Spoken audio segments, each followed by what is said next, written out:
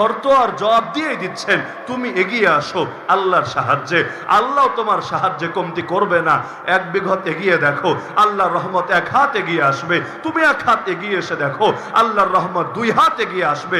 তুমি হেঁটে হেঁটে আসো, আল্লাহর রহমত দৌড়ে দৌড়ে যাবে। সাহায্যকারী তো আল্লাহ, বিজয় দিবেন তো আল্লাহ, কিন্তু এগিয়ে তো যেতে হবে, ময়দানে তো নামতে হবে।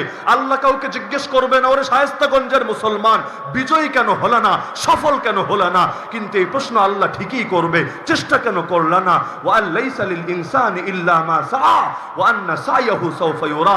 চেষ্টা যা করবে কিয়ামতের ময়দানে তা পাবে। প্রত্যেকের চেষ্টাকেই তার সামনে সেদিন তুলে ধরা হবে। তো কোরআন মাজিদের এই আয়াতেও আল্লাহ তাআলা এই বাইতুল মুকাদ্দাস, বাইতুল মাকদিস, আল মসজিদুল আকসা এর আলোচনা উল্লেখ করে বলেন, সুবহানাল্লাযী আসরা বিআবদিহি লাইলা। পবিত্র সেই সত্তা যিনি তার বান্দাকে অর্থাৎ মুহাম্মাদুর রাসূলুল্লাহ সাল্লাল্লাহু আলাইহি ওয়াসাল্লামকে, যেহেতু আল্লাহর রাসূলের সবচাইতে বড় পরিচয়, গর্বের পরিচয় তিনি আল্লাহর বান্দা। আমরাও যেমন কালেমায় বলি ওয়া আশহাদু আন্না মুহাম্মাদান আবদুহু ওয়া রাসূলুহু, আমি সাক্ষ্য দিচ্ছি মুহাম্মদ সাল্লাল্লাহু আলাইহি ওয়াসাল্লামের প্রথম পরিচয় তিনি আল্লাহর বান্দা, দ্বিতীয় পরিচয় তিনি আল্লাহর রাসূল। তো পবিত্র সেই সত্তা যিনি তার বান্দা মুহাম্মাদুর রাসূলুল্লাহ সাল্লাল্লাহু আলাইহি ওয়াসাল্লামকে পরিভ্রমণ করিয়েছেন রাতের শেষাংশে মসজিদে হারাম থেকে মসজিদে আকসায়। যেই মসজিদে আকসা চতুর্পাশে আমি বরকত দিয়েছি, আমি এই বান্দাকে রাতের শেষাংশে পরিভ্রমণ করিয়েছি আমার নিদর্শন, আমার আয়াত তাকে দেখানোর জন্য। নিশ্চয়ই আল্লাহ সর্বশ্রোতা, নিশ্চয়ই তিনি সর্বদ্রষ্টা। তো এখন এক নম্বরেই এই আয়াতের আলোকে মসজিদে আকসা শব্দটা আমরা দেখতে পাই। মসজিদে আকসা, মসজিদ মানে যে জায়গায় আল্লাহ তাআলার বেশি বেশি সেজদা করা হয়। আকসা মানে দূরবর্তী। মসজিদে আকসাকে মসজিদে আকসা কেন বলা হয়, দূরবর্তী কেন বলা হয়?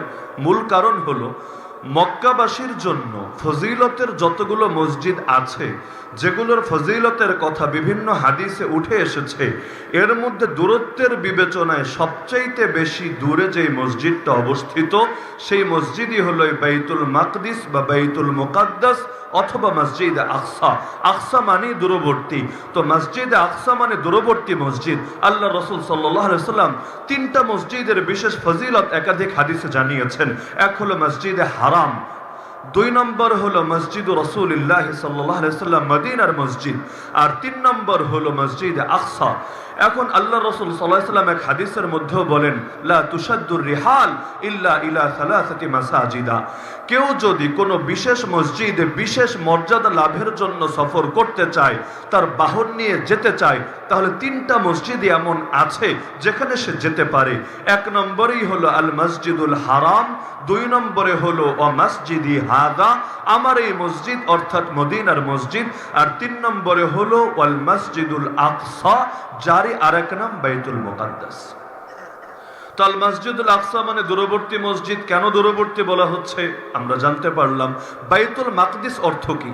মাকদিস মানে পবিত্রতা, বাইতুন মানে ঘর, বাইতুল মাকদিস মানে পবিত্রতার ঘর। পবিত্রতার ঘর মানেটা কি?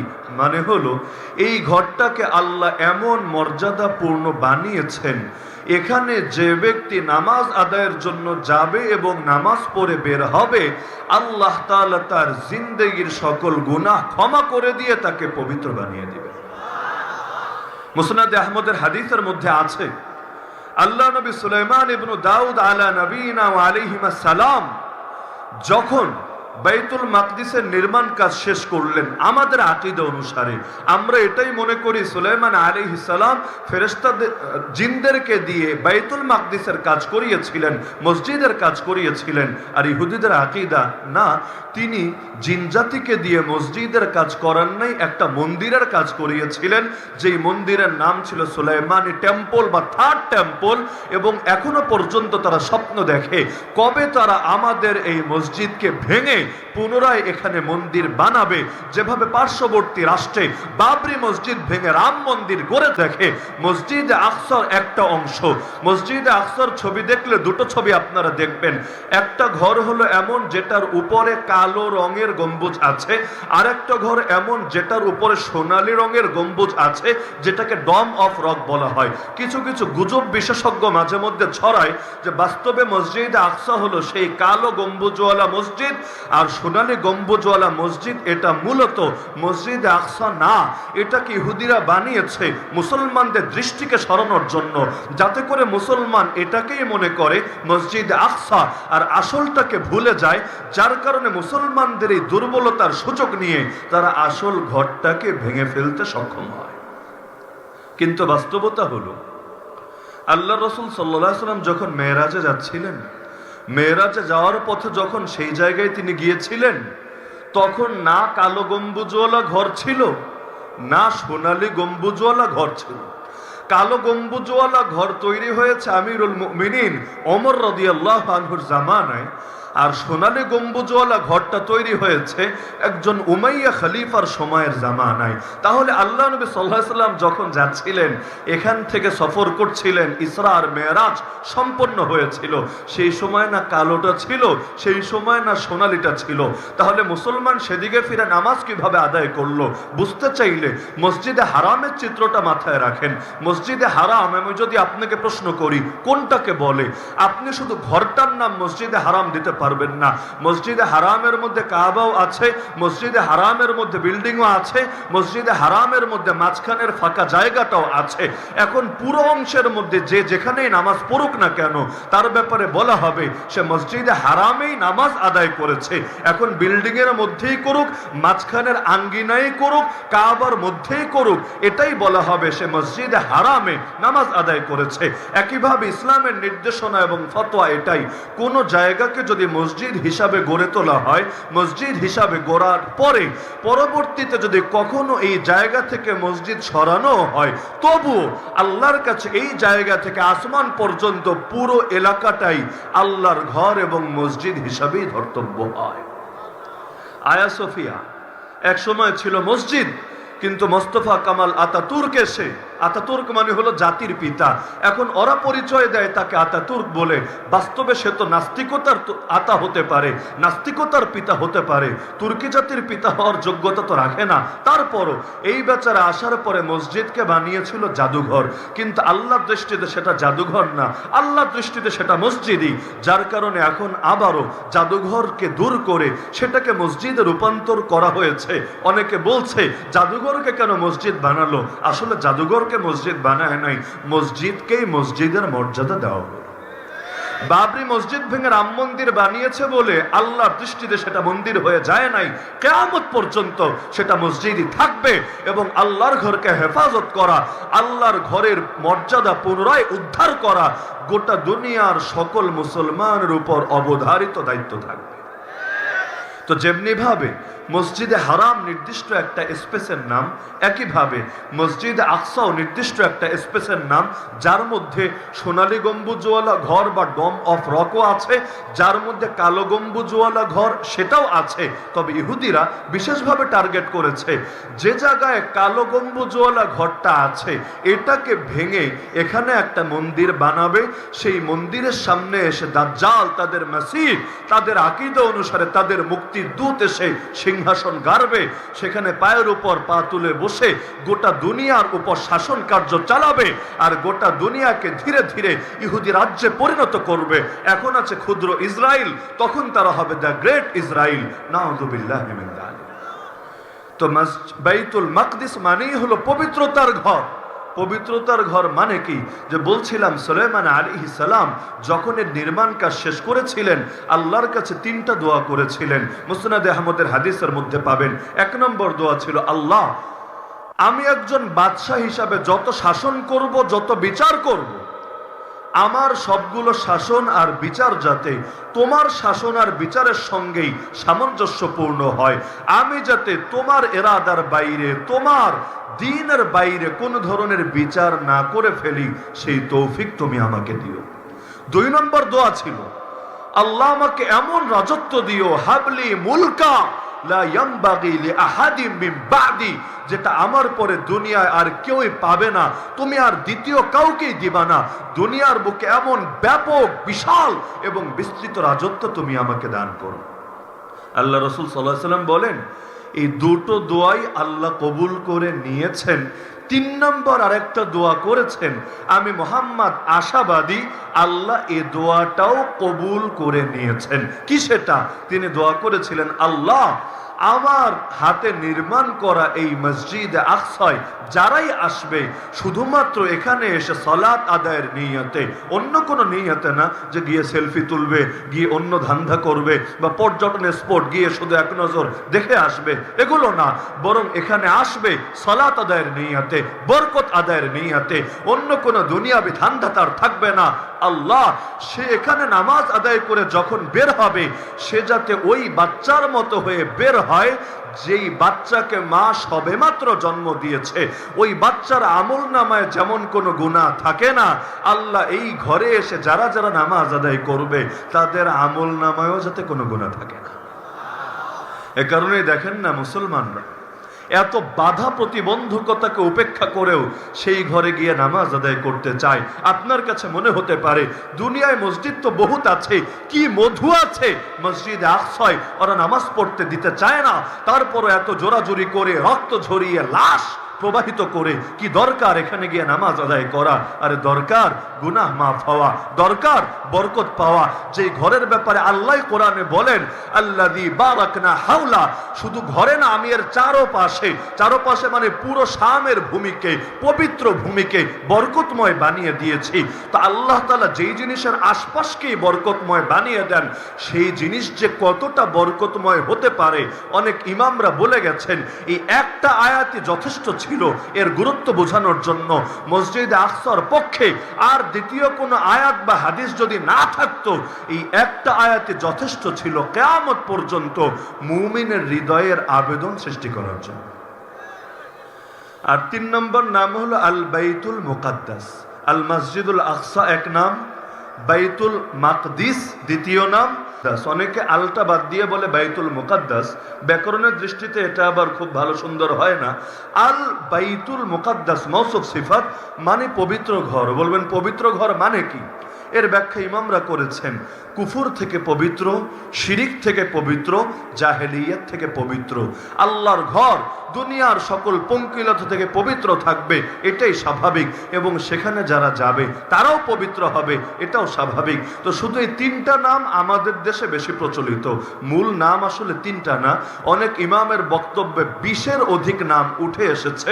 তবে আমাদের দেশে সাধারণত এই 3টা নাম বললে লোকে ভালো চেনে, আল মসজিদুল আকসা, বাইতুল মাকদিসি, আল বাইতুল মুকাদ্দাসু, বা সংক্ষেপে কেউ বলে আল কুদস, পবিত্রতা। তো এর বরকত আজকে থেকে শুরু হয়েছে, 10 বছর আগ থেকে বা আমার রাসূলের জামানা থেকে শুরু হয়েছে, বিষয়টা এমন না। বিশুদ্ধ হাদিসের মধ্যে আছে, আবু যর রাদিয়াল্লাহু আনহু আল্লাহ রাসূল সাল্লাল্লাহু আলাইহি ওয়াসাল্লামকে প্রশ্ন করেন, ইয়া রাসূলুল্লাহ, দুনিয়ার মধ্যে নির্মিত প্রথম মসজিদ কোনটা, আল্লাহর প্রথম ঘর কোনটা? আল্লাহ রাসূল জবাব দিলেন, আল মসজিদুল হারাম। তিনি জিজ্ঞেস করলেন, আচ্ছা তাহলে দ্বিতীয় ঘর কোনটা? আল্লাহ রাসূল জবাব দিলেন, আল মসজিদুল আকসা। তৃতীয় প্রশ্ন করলেন, কাম কানা বাইনাহুমা, প্রথম ঘর আর দ্বিতীয় ঘর নির্মাণের মাঝের সময়টা কতকাল ছিল, মাঝের স্পেসটা, দৈর্ঘ্যটা কতটুকু পরিব্যাপ্ত ছিল? আল্লাহ রাসূল সাল্লাল্লাহু আলাইহি ওয়াসাল্লাম বলেন, বুখারীর রিওয়ায়াত, 40 সানাতান, 40 বছর ব্যবধান ছিল। মসজিদে হারাম নির্মিত হওয়ার 40 বছর পরে মসজিদে আকসা নির্মিত হয়েছিল। আমাদের দেশে প্রচলিত মসজিদে হারাম নির্মাণ করেছেন জাতির পিতা ইব্রাহিম আলা নবীনা আলাইহিস সালাম, আর এরপরে সুলাইমান আলাইহিস সালাম এসে নির্মাণ করেছেন মসজিদে আকসা। তবে প্রচলিত যা কিছু হয় সবই যে সঠিক হয় বিষয়টা এমন না। আপনি ইতিহাস পড়লে দেখেন, নবী ইব্রাহিম আলাইহিস সালাম আর নবী সুলাইমান আলাইহিস সালামের মাঝখানের ব্যবধানটাও 40 বছর না, মাঝখানের ব্যবধান এর চাইতে অনেক বেশি। তাহলে জমিনের প্রথম ঘর যদি মসজিদে হারাম হয়, তো নবী ইব্রাহিম এসে কেন সেটা বানাবেন? তার আগের নবীরাও তো আল্লাহর ঘরে ইবাদত বন্দেগী করেছেন, তাহলে সবার আগে কে নির্মাণ করেছেন? ইতিহাস বলে মসজিদে হারাম সবার আগে নির্মাণ করেছেন মানুষের মধ্য থেকে আমাদের আদি পিতা আব্বা আদম আলা নবীনা আলাইহিস সালাম। মূল নির্মাণ ভিন্ন জিনিস, পরবর্তী সংস্কার পুনর্নির্মাণ এবং এটার পরবর্তী ধাপগুলো ভিন্ন জিনিস। সময়ে সময়ে সংস্কার হয়েছে। ইব্রাহিম আলা নবীনা আলাইহিস সালাম পুনর্নির্মাণ করেছেন, সংস্কার করেছেন, সন্দেহ নাই। তবে প্রথম নির্মাণের কাজটা করেছেন আদম আলা নবীনা আলাইহিস সালাম। আর এর 40 বছর পরেই তার কোনো সন্তানের হাত ধরে, সেই সন্তান নবীও হতে পারে, অন্য কেউ হতে পারে, তার হাত ধরে এর 40 বছরের মাথায় নির্মিত হয়েছে আল মসজিদুল আকসা। ইমাম তাহাউই রহমাতুল্লাহি আলাইহি শারহু মাআনিল আসার কিতাবের মধ্যে এই দাবি করেছেন। তাহলে এটা তো নিশ্চিত আজকালের ঘর না, বহু আগের ঘর। আর এর বরকতটাও আজকাল থেকে ছড়িয়েছে এমন না। মারিয়ামা আলাইহিস সালামকে চেনেন না এমন লোক এই তাফসীর মাহফিলে থাকার কথা না। মারিয়ামা আলাইহিস সালামের জন্মের আগে কোরআন পড়লে পাবেন তার মা মানত করেছিল। কি মানত? রব্বি ইন্নী নাযারতু লাকা মা ফি বাতনি মুহাররারা। আয় আল্লাহ, আমার পেটের মধ্যে যে সন্তান আছে আমি তাকে মানত করলাম তোমার দ্বীনের জন্য, তোমার ঘরের জন্য। ইতিহাস পড়লে দেখবেন সেই ঘর কোন ঘর? সেই ঘরই হলো এই মসজিদ আকসা বা বাইতুল মুকাদ্দাস। তিনি জন্ম নেওয়ার আগেই সন্তানের ব্যাপারে মানত করেছিলেন, এই সন্তানকে দিয়ে দুনিয়া বানাবো না, এই সন্তানকে দিয়ে দুনিয়া কামাবো না, এই সন্তানকে ওয়াকফ করে দিলাম তোমার ঘরের জন্য। বড় হয়ে সে তোমার ঘরের খেদমত করবে। ফাতাকাব্বাল মিন্নি। সুতরাং হে আল্লাহ, তুমি আমার পক্ষ থেকে আমার সন্তানটাকে তোমার ঘরের খাদেম হিসাবে কবুল করে নাও। ইন্নাকা আনতাস সামিউল আলিম। তুমি সব শোনো, তুমি সব জানো।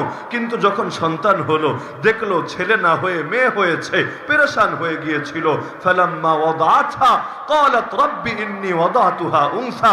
বলল, আল্লাহ, হে আমার রব, আমি তো মেয়ে সন্তান জন্ম দিয়েছি, এখন কি হবে? আল্লাহু আ'লামু বিমা ওয়াদাআত। তার তো বলা লাগবে না, আল্লাহ ভালো করেই জানেন সে কি জন্ম দিয়েছে। ওয়ালাইসা যাকারু কাল উনসা।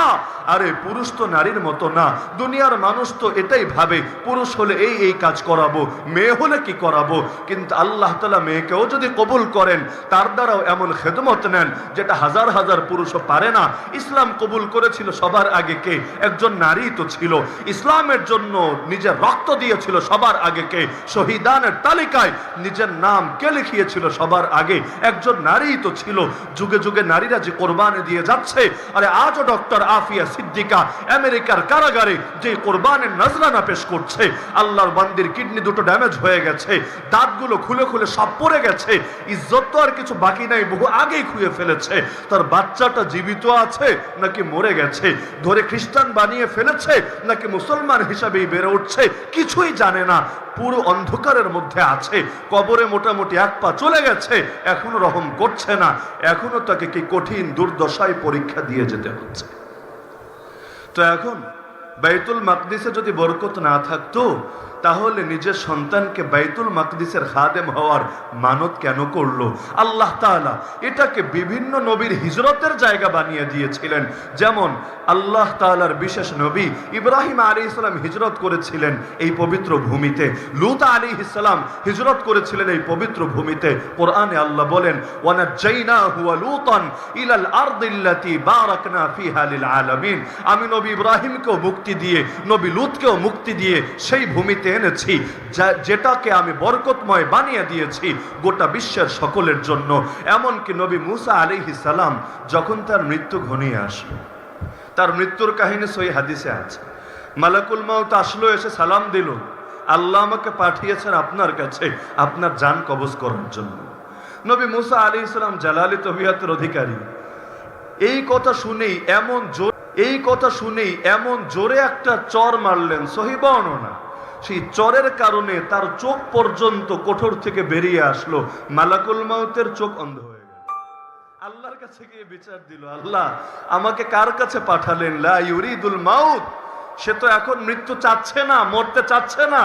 এমন এক রাসূলের কাছে, নবীর কাছে পাঠালেন, আরে মরবে না তো মরবেই না, আমার দাঁতও মনে হয় আস্ত রাখবে না, এমন এক চর মেরেছে, সই শব্দ ফাসাক্কাহু, এমন চর মেরেছে চোখটা পর্যন্ত কোঠর থেকে বের হয়ে গেছে। আল্লাহ এখন আমি কি করব?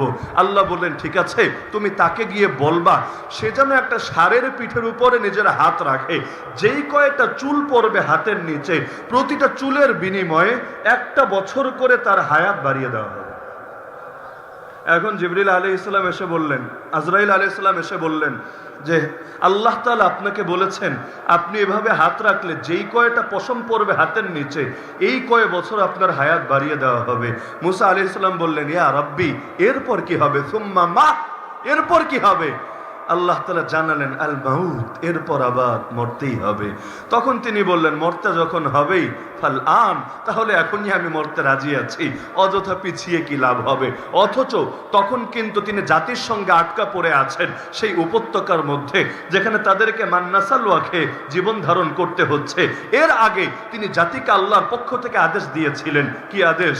ইয়া কওম উদখুলুল আরদাল মুকাদ্দাসা আল্লাতী কাতাবাল্লাহু লাকুম, হে আমার জাতি, পবিত্র ভূমিতে ঢোকো তোমরা। কোন সেই পবিত্র ভূমি? আরে কোরআনের ভাষায় এটাও সেই ভূমি, যেই ভূমি নিয়েই আমরা আলোচনা করছি, যেটার এক নাম ইলিয়া, এক নাম জেরুজালেম, এক নাম আল কুদস, এক নাম মসজিদ আকসা। তো জাতিকে বলেছিলেন, হে জাতি আমার, তোমরা প্রবেশ করো এই পবিত্র ভূমিতে।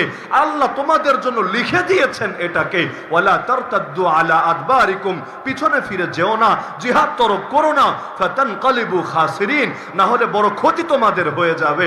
তখন তারা বলেছিল, ইয়া মূসা, হে মূসা, কান খুলে শোনো, ইন্না ফিহা কওমান জাব্বারিন, আমরা যে ওখানে যাব, ওখানে জালেম বাদশা আছে, জালেম জনগণ আছে, জালেম বাহিনী আছে, যারা অনেক জুলুম করতে জানে। ওয়া ইন্না লান নাদখুলাহা হাত্তা ইয়াখরুজু মিনহা, যতদিন ওরা বেরিয়ে না যাবে আমরা প্রবেশ করব না সেই ভূমিতে। ঠিক আমার আপনার মতো কথা, যতদিন ইসরায়েলের দখলে থাকবে আল কুদস, আমরা যাব না সেই ভূমিতে। আমরা এই জমিনে গিয়ে, এই পবিত্র ঘরে গিয়ে নামাজ আদায় করব না, গুনাহগুলো মাফ করানোর ফিকির করব না। যদি তারা নিজেরা বেরিয়ে যায় তবেই গিয়ে ঢুকবো আমরা। নবী মুসা সান্ত্বনা দিয়েছিলেন, আরে ভয়ের কিছু নাই, উদখুলু আলাইহিমুল বাব, হিম্মত করে ফটক দিয়ে ঢুকে পড়ে দেখো না। ফাইদা দাখালতুমু, একবার যদি হিম্মত করে ঢুকতে পারো, ফাইন্নাকুম গালিবুন, তোমরাই বিজয়ী হবা। ওয়া আলাল্লাহি ফাতাওয়াক্কালু ইন কুনতুম মুমিনিন, খাঁটি মুমিন হলে ভরসা আল্লাহর উপরে রাখো, অস্ত্রের উপর ভরসা না, জনবলের উপর ভরসা না, আরে কে পাশে আর কে দূরে এগুলোর উপর ভরসা না। মুমিন যদি হও, ভরসা রাখো আল্লাহর উপর। আল্লাহ আশ্বাস দিচ্ছেন, যদি একবার হিম্মত করে ঢুকতে পারো, বিজয় তোমাদের হবেই হবে। রব যদি ফয়সালা করেন, দুনিয়ার কেউ কি দুনিয়ার বাহ্যিক শক্তি দিয়া সেই ফয়সালা রুখতে পারে নাকি? আল্লাহর খলিফা মাহদি যখন আসবেন, তৎকালীন সময়ে যেটা হবে ইউরোপের রাজধানী সেই কনস্টান্টিনোপলের কিনারে, তার বাহিনী নিয়ে গিয়ে শুধু আল্লাহর নামে তাকবীর দিবেন। আল্লাহ তাআলা সেই তাকবীরেই এমন ত্রাস, এমন ভীতি সৃষ্টি করে দিবেন, একটা কাফেরের বাচ্চারও সাহস হবে না এই মুসলমান মুজাহিদদের মোকাবেলা করার। এক তাকবীর শুনেই ওদের বুকে কম্পন ধরে যাবে, সবাই অস্ত্র শস্ত্র ফেলে একদল ভাগবে আর একদল সারেন্ডার করে পরাজয় মেনে নেবে। তো ফয়সালা তো আল্লাহ করেন। সিয়ারু আলামিন নুবালা এই বাক্য পাবেন, ইযা আরাদাল্লাহু শাইআন হাইয়া আলাহু আসবাবা। ইমামরা বলে গেছেন স্পষ্টভাবে, আরে আল্লাহ যখন কোনো বিষয়ের এরাদা করেন, আল্লাহ নিজেই আসবাব তৈরি করেন, উপায় উপকরণ তৈরি করেন। ফয়সালা যদি আল্লাহ করেন, কেউই পারে না তা রুখতে। আমার রাসূল প্রত্যেক নামাজের পরে দোয়া করতেন, আল্লাহুম্মা লা মানি আলিমা আতাইত ওয়ালা মুতি আলিমা মানাত, হে আল্লাহ, আপনি যা দেন সেটা কেউ ফিরাতে পারে না, আপনি যা ফিরিয়ে রাখেন সেটা এনেও কেউ দিতে পারে না। আল্লাহ যদি হামাসের কপালও আজ বিজয় লিখে রাখেন, আরে যত বড় পারমাণবিক শক্তির অধিকারী হোক ইসরায়েল, যত বড় আয়রন বিমের শক্তিশালী হোক ইসরায়েল, এমনকি ওদের সাহায্যে গোটা পশ্চিমা বিশ্ব যদি নেমে যায়, কিন্তু আল্লাহ যদি এই মজলুমানের কপালে, এই গোরাবা কাফেলার কপালে, এই মুজাহিদিনের কপালে বিজয় লিখে রাখেন, গোটা দুনিয়া শক্তি বরবাদ হবে। এই অল্প কিছু মুজাহিদের হাতেই জমিন আবারও দিন জিন্দা হবে।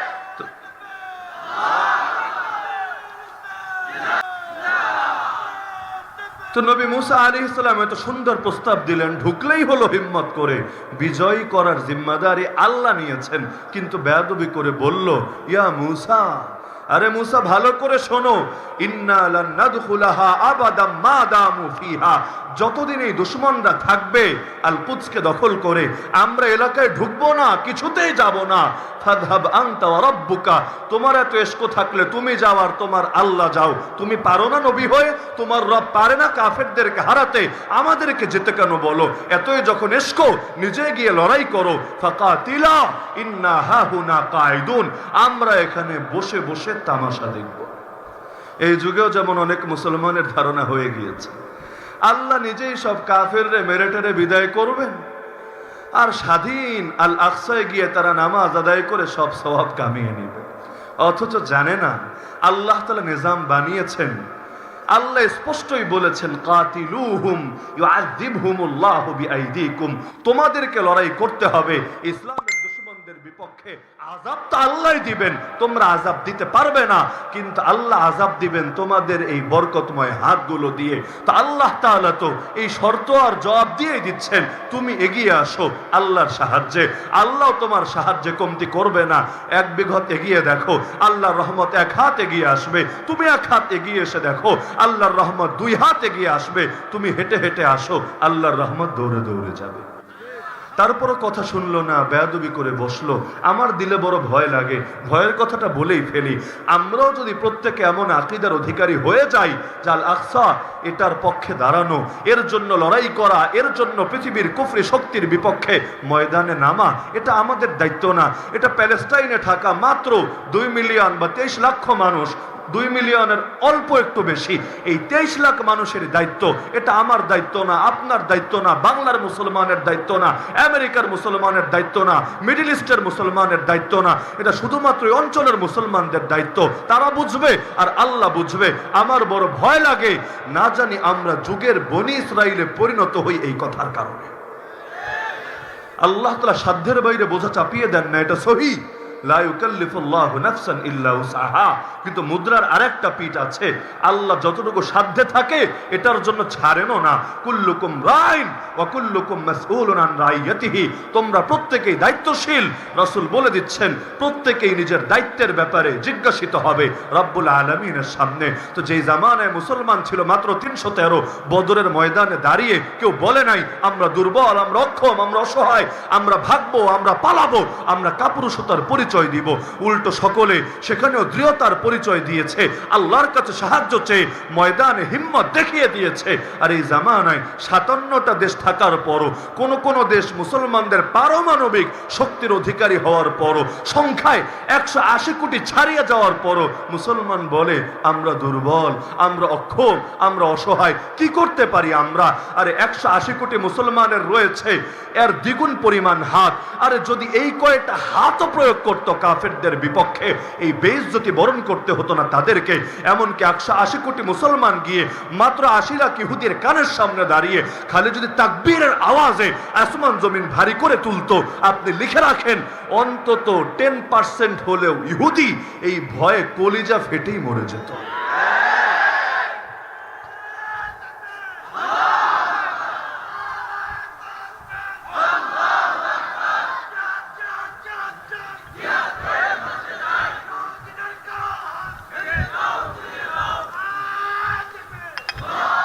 কেউ বলতে পারেন তাকবীরের কি শক্তি আছে?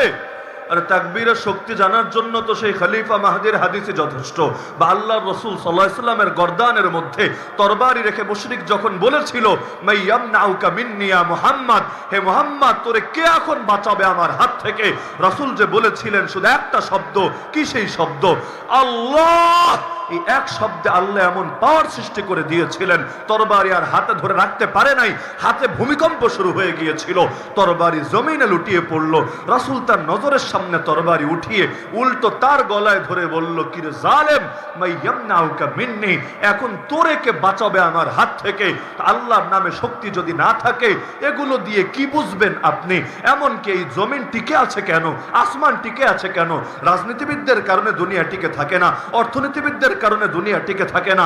বিজ্ঞানী আর প্রযুক্তিবিদ দিয়ে যদি গোটা দুনিয়া ভরে যায়, এতে দুনিয়া টিকে থাকে না। আল্লাহ রাসূল স্পষ্ট বলেছেন, দুনিয়া টিকে আছে আল্লাহর বরকতময় নামের কারণে। লা তাকুমুস সাআ হাত্তা ইউকালা ফিল আরদি আল্লাহ আল্লাহ। যতদিন আল্লাহ আল্লাহ বলা হবে, কিয়ামত হবে না। যেদিন আল্লাহ আল্লাহ আর এই জমিনে উচ্চারিত হবে না, সেদিন আসমানও থাকবে না, জমিনও থাকবে না। সকল নাস্তিক, বেঈমান, বামরাম, বিজ্ঞানী আর প্রযুক্তিবিদ দিয়ে যদি দুনিয়া ভরে যায়, ওদের জন্য 1 মিনিটও আল্লাহ দুনিয়া বাকি রাখবে না। তো যে আল্লাহর নামের কারণে আসমান জমিন টিকে আছে, সে আল্লাহর নামকে অবজ্ঞা করার সুযোগ আছেই বা কোথায়? ওয়ামা রামাইতা ইয রামাইতা ওয়ালাকিন্নাল্লাহ রামা ফালাম তাকতুলুহুম ওয়ালাকিন্নাল্লাহ কাতালাহুম ওয়া কাফাল্লাহুল মুমিনিনাল কিতাল ইয়া আইয়ুহান নাবিয়্যু হাসবুকাল্লাহ ওয়া মান ইত্তাবাআকা মিনাল মুমিনিন। কোরআনের জায়গায় জায়গায় আল্লাহ তো জানিয়েছেন, নবী ভয়ের কি আছে? সবাই যদি তোমারে ধোঁকা দেয় তবুও মন ভাঙবা না। ওয়া ইন ইউরিদু আন ইয়াখদাউক ফাইন্না হাসবাকা আল্লাহ। সবাই তোমার সঙ্গ ছাড়লে ছাড়বে, আর যার সাথে আল্লাহ আছে তার আর দুনিয়ায় কারে লাগে। এই কারণে যখন আল্লাহু ইয়াসিমুকা মিনান নাস এই আয়াত নাজিল হয়েছিল, আয়াতের অর্থ আল্লাহই তোমাকে হেফাজত করবে দুনিয়ার মানুষের হাত থেকে।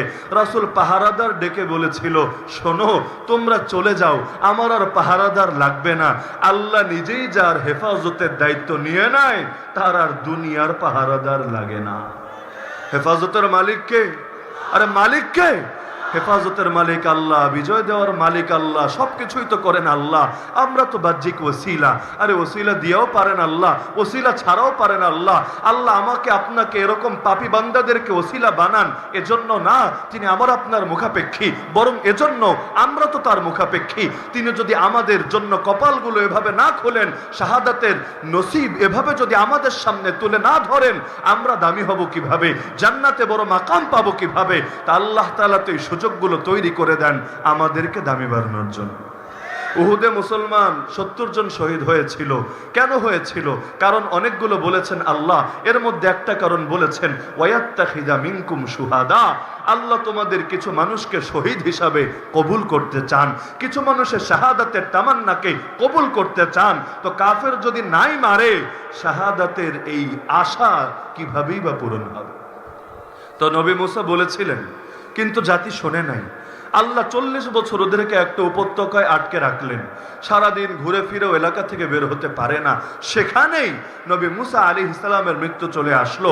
তো যেই ঘটনা বলছিলাম, এখন যখন তিনি সিদ্ধান্ত নিলেন আর এই কয় বছর অতিরিক্ত বেঁচেই লাভ কি, চূড়ান্ত পরিণামে যেতেই যখন হবে, এখন যাই। হাদিসে আছে আল্লাহর কাছে শেষ দোয়া করলেন, আল্লাহ ফাসআলাল্লাহ আন ইউদনিয়াহু মিনাল মসজিদিল আকসা রামিয়াতান বিহাজারিন।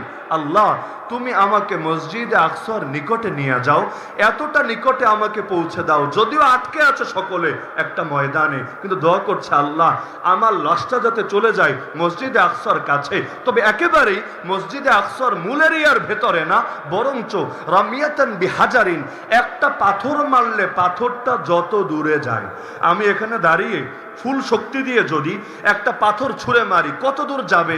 ধরেন মাঠের হয়তো শেষ ভাগ পর্যন্ত যাবে। তো যত দূর যাবে, আল্লাহরে বললেন আল্লাহ এই পরিমাণ দূরত্বে রেখে আমাকে মসজিদে আকসার কাছাকাছি পৌঁছে দাও।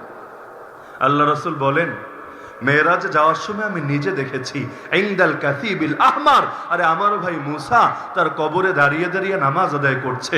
আমি যদি চাই তোমাদেরকে তার কবর এখনো দেখিয়ে দিতে পারবো। তবে ডাইরেক্ট মসজিদে আকসায় ঢোকার কথা বলেন নাই, বলেছেন আল্লাহ কাছাকাছি পৌঁছায় দাও, তবে একটা ঢিল মারলে যত দূর যায় এই পরিমাণ দূরত্ব রাখো। কিসের জন্য বোঝেন?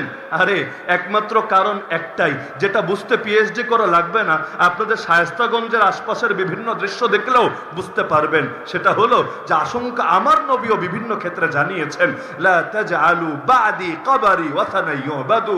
আরে আমি দুনিয়া থেকে যাওয়ার পরে আমার কবরকে মূর্তি বানায় ফেলো না, যে পূজা শুরু করে দিবা, এখানে এসে সেজদা দিতে শুরু করবা। তা আল্লাহ নবী মুসা আলাইহিস সালাম চাচ্ছিলেন না মূল এরিয়ার মধ্যেই তার কবর থাকুক, সকলে মিলে তার কবর খুঁজে পাক, এরপর গিয়ে মাজার বানায়া ধর্ম ব্যবসা শুরু করে দেখ, মাজার পূজা শুরু করে দেখ, ফিতনার দরজা যাতে বন্ধ হয়ে যায়, এজন্য চাচ্ছিলেন না তার কবরের জায়গাটা চিহ্নিত থাক। রশিদ আহমদ গাঙ্গুহি রহমতুল্লাহ আলাইহির কবর খুঁজে বের করেন, সৈয়দ আহমদ শহীদ বেরেলভী রহমতুল্লাহ আলাইহির কবর খুঁজে বের করেন, সৈয়দ আহমদ শহীদ আল্লাহর কাছে আগেই দোয়া করেছেন, আল্লাহ আমার শাহাদাতের পর যাতে আমার কবরকে লোকে মাজার বানিয়ে না ফেলে। আল্লাহর কি কুদরত, লাশটা যে কোন জায়গায় কতটুকু অংশ ছড়িয়ে আছে আল্লাহই ভালো জানে। তো এই আশঙ্কা তো লোকে করে বলেই তো দেখেন না কত বড় বড় বুজুর্গরা আসে, মুজাহিদরা আসে দ্বীনের খেদমতের জন্য, আর লোকে কিনা তাদের মৃত্যুর পর তাদের জায়গাগুলোকে, কবরগুলোকেই বানিয়ে ফেলে শিরিকের কেন্দ্র। আরে যারা তাওহীদ কায়েমের জন্য বুকে রক্ত ঝরালো, এই শাহজালাল মুজাররাদি ইয়ামানিরা নিজের দেশ ছেড়ে, সেই পবিত্র ইয়ামানের ভূমি ছেড়ে এই বাংলার জমিনে আসলো তাওহীদ কায়েমের জন্য, তাওহীদ ছড়ানোর জন্য, শিরিকের ধ্বজাধারী গৌর গোবিন্দর মোকাবেলা করার জন্য। আর এখন পাপী উম্মত তার কবরেই বানিয়ে ফেলছে শিরকের আখড়া। এর চাইতে বুজুর্গদের শানে বড় অবমাননা দ্বিতীয় কিছু হয় না। তো এরকম বাইতুল মাকদিসের মর্যাদা নিয়ে আলোচনা করতে চাইলে কয়েক ঘন্টা শুধু যথেষ্ট এর সবগুলো মর্যাদা তুলে ধরার জন্য। তা আল্লাহ তাআলা হার জামানায় এটারে এমন মর্যাদাপূর্ণ বানিয়েছেন। আল্লাহর রাসূল বলেছেন, এক সাহাবী, মহিলা সাহাবী গিয়ে রাসূলকে জিজ্ঞেস করেছিল, আফতিনা ফি বাইতুল মাকদিস, ইয়া রাসূলুল্লাহ বাইতুল মাকদিসের ব্যাপারে আমাদেরকে ফতোয়া দেন। রাসূল বলেছিলেন, শোনো, হিয়া আরদুল মাহশারি ওয়াল মানশার, এটা হলো হাসরের ভূমি, এটা হলো নসরের ভূমি। অনেকে আবার এই বাক্যের অর্থ বোঝে না, তারা মনে করে ওই যে কিয়ামত বলতে আমরা যেটা বুঝি সেই হাসরটাই হবে এই জেরুজালেমে, এই ইলিয়ায়, এই আল কুদসের ভূমিতে। ব্যাখ্যা ভালো করে পড়ে নেন, হাদিসের ব্যাখ্যা গ্রন্থে স্পষ্টভাবে পাবেন। আর এই হাসর সেই হাসর না যেটা কিয়ামতের ময়দানের হাসর বলতে আমরা বুঝি। এই হাসর হলো দুনিয়ার হাসর। কিয়ামতের বড় 10টা আলামতের সর্বশেষ আলামত হলো একটা আগুন বের হবে ইয়ামানের আদান এলাকা থেকে, যেটা মানুষকে তাড়িয়ে নিয়ে যাবে শামের ভূমিতে। তো সেটার ব্যাপারে রাসূল বলছেন যে আল কুদসের ভূমি, এই শামের ভূমি, এটা হলো আরদুল মাহশারি ওয়াল মানশার। মাহশার মানেই হলো একত্রিত হওয়ার জায়গা। অর্থাৎ কিয়ামতের আগে একটা আগুন বের হয়ে পৃথিবীর এক প্রান্ত থেকে, অন্য শব্দে মিনাল মাশরিক ইলাল মাগরিব, পৃথিবীর পূর্ব পাশ থেকে তাড়িয়ে মানুষকে নিয়ে যাবে এই শামের ভূমিতে। যতদিন এটা হবে না ততদিন কিয়ামত হবে না। তো হাসরের ভূমি হওয়ার অর্থ এটা। আর কিয়ামত হবে কোন ময়দানে সেটা আল্লাহই ভালো জানে। কোরআনে আল্লাহ বলেছেন, ইয়াউমা তুবাদদালুল আরদু গায়রাল আরদ ওয়াস সামাওয়াত ওয়া বারাজু লিল্লাহিল ওয়াহিদিল কাহ্হার। কিয়ামতের সময় এই জমিন ওই জমিন থাকবে না, জমিনকে পাল্টে দেওয়া হবে। এই আসমান ওই আসমান থাকবে না, আসমানকে পাল্টে দেওয়া হবে। এই পাল্টে দেওয়ার দুই অর্থই হতে পারে। একটা হলো পদার্থগতভাবেই পরিবর্তন করে দেওয়া হবে, না থাকবে এই জমিন, না থাকবে আসমান। কিয়ামতের ময়দান কেমন হবে রাসূল হাদিসে জানিয়েছেন, এমন শুভ্রোজ্জ্বল ভূমি যাতে কোনো তৃণলতাও থাকবে না, ঘাসপালাও থাকবে না। এর বিভিন্ন গুণাগুণ আল্লাহর রাসূল একাধিক হাদিসে বলেছেন। আর এই আসমানও থাকবে না, নতুন কিছু আল্লাহ তাআলা আনবেন আমাদের চোখের সামনে। আর কেউ কেউ ব্যাখ্যা করেছেন পদার্থগত পরিবর্তন না, এই জমিনই থাকবে, এই আসমানই থাকবে, তবে রূপ আল্লাহ পাল্টে দিবেন, এটাকে নতুন রূপে জাতির সামনে আনবেন।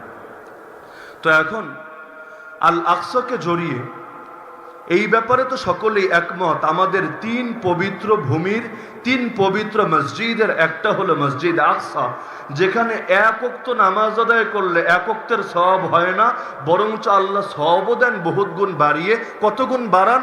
এক এক হাদিসে এক এক রকম বক্তব্য পাওয়া যায়। কোনো হাদিস সামনে রাখলে বোঝা যায় 250 গুণ, কোনো হাদিস সামনে রাখলে বোঝা যায় 500 গুণ, এমনকি এক বর্ণনা অনুসারে দেখা যায় 50,000 গুণ।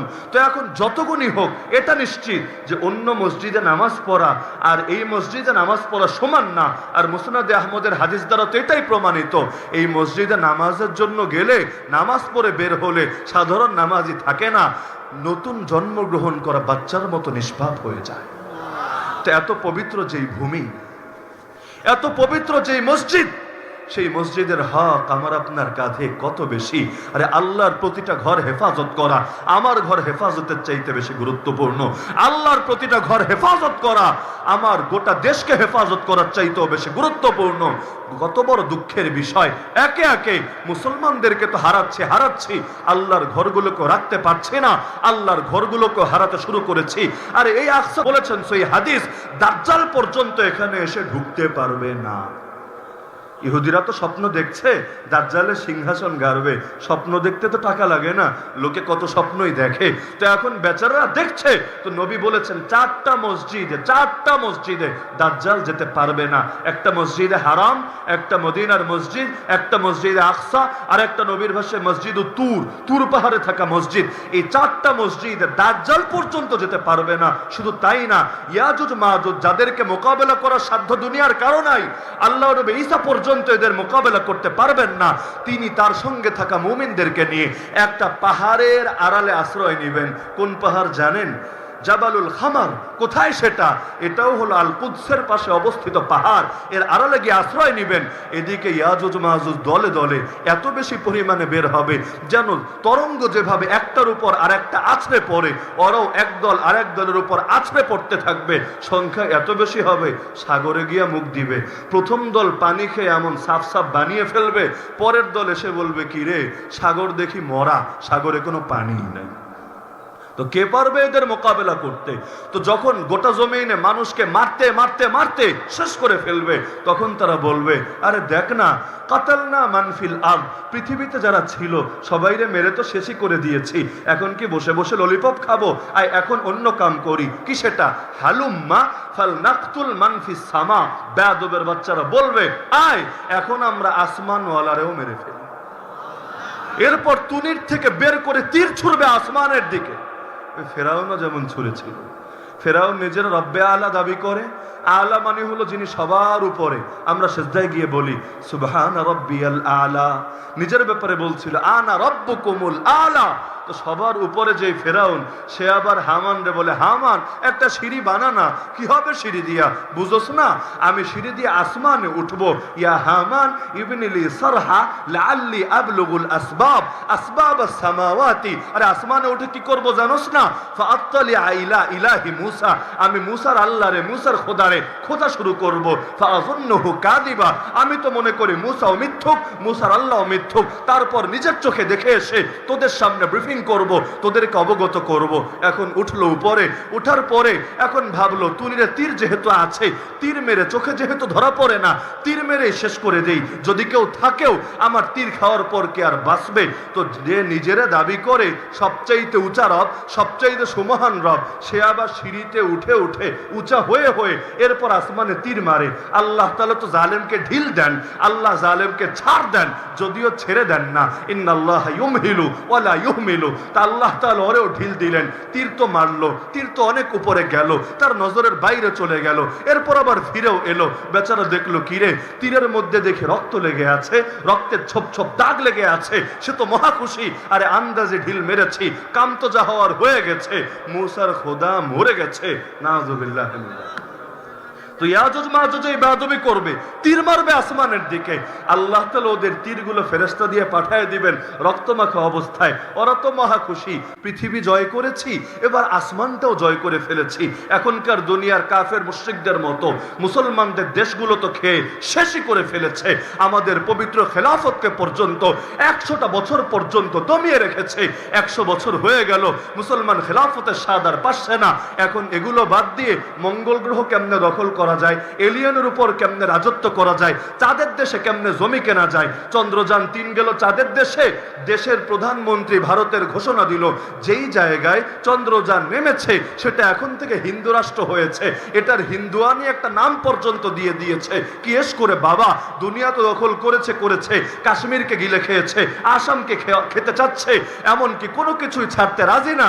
এবার চাঁদের দেশেও দখল করার পায়তারা চালাচ্ছে। তো ইয়াজুজ মাজুজ এই কামটা করবে। অবশেষে আল্লাহ তাআলা ওদেরকে ধ্বংস করবেন গায়বে আযাব দিয়ে। কোথায় সেটা? সেটাও এই পবিত্র ভূমিতে। তেমন এক জায়গা শাম। আরে শামের পবিত্র ভূমি নিয়ে বলতে চাইলে নিজের কাছেও মজাই লাগতে থাকে। ঘন্টার পর ঘন্টা সময় পার হয়ে যেতে থাকে। তো এত পবিত্র ভূমি হারিয়ে ফেলেছি আমরা। এর চাইতে বড় লজ্জার বিষয়, দুঃখের বিষয়, আফসোসের বিষয় কি হতে পারে? অন্তত রাসূলের মহব্বতে হলেও তো আঁকড়ে থাকা দরকার ছিল। যেই ঘরে আল্লাহ রাসূল ইমামতি করেছেন, অন্য নবীদের উপর শ্রেষ্ঠত্ব লাভ করেছেন। আরে যেই ঘরে আল্লাহ তাআলা মেরাজ করাবেন তারা ডাইরেক্ট তো আসমানে তুলে নিতে পারেন, আল্লাহর শক্তিতে কোনো কমতি নাই। আল্লাহ তারে মসজিদে হারাম থেকে প্রথমে মসজিদ আকসায় নিয়ে গেলেন, তারপর মসজিদ আকসা থেকে বুরাকে চড়িয়ে সিদরাতুল মুনতাহা হয়ে আরশে মুআল্লা পর্যন্ত নিয়ে গেলেন। তো যদি কিছু নাই থাকে আল্লাহ তারে কেন এত দূরের সফর করালেন? তো এত দামি যে ঘর হারিয়ে ফেলেছি, উদ্ধার করব কিভাবে? আর উদ্ধার করার পথ একটাই, যে যেই ভাষা বোঝে তারা সেভাবেই বুঝাতে হয়। দ্বিতীয় কোনো ভাষায় তারা বুঝালে কাজ হয় না। আল্লাহ নবী আবু জাহালকে কম দাওয়াত দেন নাই, আল্লাহ নবী আবু লাহাবকে কম বুঝান নাই। আর এক সাহাবী বলেন, আমি দেখছিলাম একজন নওজোয়ান হাটে মাঠে ঘাটে বাজারে গিয়ে মানুষকে দাওয়াত দেয়, তার পেছনে পেছনে আরেকজন বয়স্ক লোক আসে, সে এসে বলে, আরে তোমরা খবরদার ওর কথা কানে নিও না, ও আমার আপন ভাতিজা, ওর মাথায় সমস্যা আছে, ও মানসিক রোগী, ও পাগল। এ কথা বলে মাটি নিয়ে তার মাথায় মাটি ছুঁড়ে দেয়, কখনো তার মুখের মধ্যে থুতু নিক্ষেপ করে। পরবর্তীতে জেনেছি যে নওজোয়ানটা দাওয়াত দিত তার নাম মুহাম্মদ ইবনে আব্দুল্লাহ, আর যে তার সঙ্গে বেয়াদবি করত তার নাম আবু লাহাব। আল্লাহ নবী কম বুঝান নাই, কম ভাষা, সুন্দর হিকমত আর মওইজাতে হাসানা ব্যবহার করেন নাই। মুসাইলিমা কাযযাব, আসওয়াদ আনসি আর বড় বড় জালেম বাদশাকে কম সুন্দর ভাষায় চিঠি লেখেন নাই, কিন্তু কাজ হয় নাই, কারণ সবাই সব ভাষা বোঝে না। আবু জাহালকে 13টা বছর বুঝালেন, কাজ হয় নাই। বদরের ময়দানে গিয়ে আর হুঙ্কার ছেড়ে বলে, লা ইউবাদুল্লাহু বাদা হাযাল ইয়াউমি আবাদা, আজকের দিনের পরে পৃথিবীতে আর কোনোদিন আল্লাহর ইবাদত হবে না। আল্লাহর রাসূলকে আল্লাহ তখন ওকে বোঝানোর মতো ভাষা দিয়ে দিলেন, এমন শিক্ষা দিলেন যার পর বুঝতে আর কারো কোনো সমস্যা হয় না। নিজে তো বুঝলো, আল্লাহ সেই দিনকে পার্থক্যকারী দিবস ঘোষণা করলেন, এমনকি হাজারো নতুন লোকের হেদায়েতের দরজা খুলে গেল। তো এখন মসজিদ আকসাকে যদি উদ্ধার করতে চান, ওরা এটাকে দমিয়ে রেখেছে সামরিক শক্তি দিয়ে। ওরা কোনো শান্তি চুক্তিতে বিশ্বাসী না। ইতিপূর্বে একাধিকবার চেষ্টা হয়েছে। ইয়াসির আরাফাতের ইতিহাস পড়েন। ইয়াসির আরাফাতের সময় ইসরায়েলের প্রধানমন্ত্রী প্রকাশ্যে শান্তি চুক্তিতে স্বাক্ষর করেছে, যেখানে দুই জাতি দুই দেশকে মেনে নেওয়া হয়েছিল, যে প্যালেস্টাইন একটা দেশ, ইসরায়েল আর একটা দেশ। ফলাফলকে জানেন? ফলাফল হলো প্রধানমন্ত্রী যে ওদের পক্ষে স্বাক্ষর করেছিল তারে একটা জনাকীর্ণ সমাবেশে গুলি করে মেরে ফেলেছিল। কি বুঝলেন?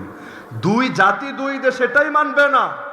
আরে আল আকসা তো দূরের কথা, এখন প্যালেস্টাইনরা আছেই কি, ছোট একটা শহর, এক গাজা আর এক পশ্চিম তীর, এবারে কিছু নাই, সব দখলে নিয়ে নিয়েছে। আবার এগুলো ওদের মর্জির উপর নির্ভর করে। দেখবেন ফিলিস্তিনের বাসাগুলোতে একটা না কয়েকটা করে টাঙ্কি, আপনার ছাদে একটা করে পানির টাঙ্কি, ওদের বেশিরভাগ ছাদে কয়েকটা করে পানির টাঙ্কি। কিসের জন্য? কারণ পানিটাও ঠিক মতো দেয় না, যখন ছাড়ে সবগুলো টাঙ্কি ভরে রাখে, কারণ আবার কবে পানি পাবে কেউই জানে না। ইন্টারনেট বলেন, বিদ্যুৎ বলেন, কখন আসবে কখন যাবে, এটা প্যালেস্টাইনের নাগরিকদের ইচ্ছার উপর নির্ভর করে না, ওদের ইচ্ছার উপর নির্ভর করে। এমন দেশ যেই দেশে স্বতন্ত্র বাহিনী নাই, যেখানের উপর শাসন চালায় ওরা, তাও আবার এক দেশে দুই ভাগ করে রেখেছে, পশ্চিম তীরের উপর নিজেদের গোলামগুলোরে চাপিয়ে রেখেছে, শুধুমাত্র গাজাটাকেই নিজেদের সবচাইতে বড় দুশমন মনে করছে। তাও এই অল্প কয়টা নাগরিক, এর মধ্যেও গড়ে গড়ে প্রত্যেক 10 জনের 5 জন ওদের জেলখানায় বন্দী আছে। আবার স্বাস্থ্যগত খাতেও এত বেশি অবনতি ঘটিয়েছে, প্রত্যেক 5টা শিশুর একটা করে শিশু স্বাস্থ্যগত জটিলতার কারণে, সুচিকিৎসা না পাওয়ার কারণে মরে যাচ্ছে। আজকের রিপোর্ট দেখেন, আর শিফা নামক তাদের প্রধানতম হসপিটালটাকেও বাকি রাখে নাই, মৃত্যুপুরীতে পরিণত করেছে। আরে বাচ্চারা কোথায় গিয়ে আশ্রয় নেবে? হসপিটালের বেডে গিয়ে আশ্রয় নাই, সেখানেও আস্ত রাখে না, বোম্বিং করে এক রাতের মধ্যে 500 জনকে কবরে পাঠিয়ে দেয়। তো এই বর্বরতা, এভাবে বেঁচে থাকারই কি অর্থ? এর চাইতে বীরের মতো শাহাদাত বরণ করাই তো অধিক শ্রেয়। হাজার মতো শিয়ালের মতো, হাজার বছর শিয়ালের মতো বেঁচে লাভ কি হবে? একদিন যদি সিংহের মতো বাঁচা যায়, সেটারই না দাম আছে। মাজলুমকে কেউ অধিকার দেয় না, অধিকার কেড়ে নিতে হয়। তাই তো নেমেছে আল্লাহর উপর আল্লাহর উপর ভরসা করে ময়দানে। দুনিয়ায় কি বা আছে তাদের? আর প্রতিপক্ষ এত বেশি শক্তিশালী। আরে শক্তিশালী দুনিয়ার বস্তুবাদী আর জড়বাদীদের চোখে হতে পারে। প্রকৃত মুমিন বিশ্বাস করে ইন্না কাইদাশ শাইতানি কানা দাঈফা, জিন শয়তান হোক আর মানুষ শয়তান হোক, ওদের শক্তি, ওদের চক্রান্ত বড় দুর্বল। দেখেন না, মার্কাবা ট্যাঙ্ক বানিয়েছে, এমন ভয়াবহ ট্যাঙ্ক যেটাকে ট্যাঙ্ক বিধ্বংসী গোলামেরও কিছু করতে পারবেন না। সম্ভবত ট্যাঙ্কে আছে মোটে 400, এর মধ্যে 160টা ইতিমধ্যে মুড়ির টিনে পরিণত হয়ে গেছে। বলবেন আরে এত ভালো ট্যাঙ্ক, যেটারে ক্ষেপণাস্ত্র মারলেও কিছু হয় না, ট্যাঙ্ক বিধ্বংসী গোলা নিক্ষেপ করলেও কিছু হয় না, তাহলে এই কয়টা জঙ্গির হাতে কেমনে মুড়ির টিনে পরিণত হয়েছে? এর জন্য জঙ্গিদেরকে এত কষ্ট করা লাগে নাই। কি করেছে জানেন? ড্রোন আছে না, যেগুলো দিয়ে পোলাপানে অনেক সময় ভিডিও করে, ছবি টবি তোলে, এগুলোর একটু বড় সাইজের ড্রোন বানিয়েছে। নিচে কিছু বিস্ফোরণ নেওয়া যায়, বেশি না, অল্প কিছু বিস্ফোরণ নেওয়া যায়, এমন একটা সিস্টেম বানিয়েছে। এখন ড্রোন তো বাচ্চা পোলাপানও চালাতে পারে, এভাবে এভাবে করে চালিয়ে চালিয়ে ছবি তুলতে পারে, ভিডিও করতে পারে। এখন সাধারণ কাঁচা হাতগুলো ড্রোন চালাচ্ছে, আর নিচে সামান্য যে বিস্ফোরণ লটকিয়ে রেখেছে জায়গা মতো পৌঁছাচ্ছে। এই ধরেন ট্যাঙ্ক এদিকে গোলা মারে, ওদিকে মারে, ওদিকে মারে, উপর থেকে আস্তে করে ধামাকা আস্তে করে ছেড়ে দেয়। এখন বেচারারা তো এটা মাথায়ও নাই ট্যাঙ্ক ধ্বংস করার জন্য এই জিনিস ফেলতে পারে। এখন ট্যাঙ্করে ক্ষেপণাস্ত্র প্রতিরোধক তো বানিয়েছে, কিন্তু এই সামান্য গোলা প্রতিরোধক তো বানায় নাই। এখন উপর থেকে পরে মুহূর্তের মধ্যেই ওদের গর্ব সব ভ্যানিশ হয়ে যায়। অনেক মোটা টায়ারও দেখেন না, একটা তার কাটা সাইজ মতো ঢুকলে বিশাল টায়ারও, ট্রাকের টায়ার মাঝে মধ্যে ফাটে। আমাদের গাড়ির আশপাশে ফাটলেও কলিজাটা একেবারে কম্পন দিয়ে ওঠে, কখনো গ্লাস ট্লাস গাড়ির ভেঙে যায়, এমন বিকট আওয়াজ। তো এত বিরাট অহংকার সামান্য এক ড্রোনের কাছেই ধরা। ওদের সাইবার বিশেষজ্ঞদেরকে বসিয়ে রেখেছে প্রায় একটা মাস ধরে রুমের মধ্যে, সারাদিন ধরে খালি খোঁজে আর খোঁজে আর খোঁজে। কারণ ইসরায়েল হলো সেই দেশ যার কাছ থেকে গোটা দুনিয়া স্পাইওয়ার কেনে, নজরদারির প্রযুক্তি কেনে। প্রযুক্তির তো আর কমতি নাই, সারাদিন খোঁজে। কিরে আমাদের সৈনিকগুলা গ্রেফতার করে কই নিয়ে গেল, আমাদের দেশে জনগণকে ধরে কোথায় হাওয়া হয়ে গেল, খোঁজে আর খোঁজে আর খোঁজে, খুঁজে আর পায় না। এখন বলে কিরে কই যে হাওয়া হলো, কিছুই তো বুঝতে পারি না। আবার মাঝে মধ্যে হামলা চালায় আকাশপথে খালি মুসলমান মারে এমন না, নিজেদের লোকরাই নিজেরা মেরে ফেলে। এখন ভয়ে আকাশপথে হামলাই বেশি চালাতে পারে না। আপনি বলতে পারেন যে কেন কাজ হচ্ছে না? আরে কাজ হবে কেমনে? আল্লাহ যদি চোখের সামনে পর্দা ফেলে দেন, মৃত্যুর দূত সামনে দাঁড়িয়ে থাকলেও লোকে দেখতে পায় না। রাসূল কেমনে গিয়েছিলেন মক্কা ছেড়ে মদিনায়? সুরঙ্গ খুঁড়ে তো যান নাই, গর্ত খুঁড়ে তো বের হন নাই। আরে তিনি তো রাতের বেলা লুকোচুরি করে আড়ালে তাদের সামনে থেকে ফাঁকি দেন নাই, তারা ঘর ঘেরাও করে রেখেছিল। সকলের চোখের সামনে দিয়ে হেঁটে হেঁটে চলে গেল। সূরা ইয়াসিন তেলাওয়াত করলেন, বিশেষ করে ওয়াজআলনা মিন বাইনি আইদিহিম সাদ্দা ওয়া মিন খালফিহিম সাদ্দা ফাগশাইনাহুম ফাহুম লা ইউবসিরুন।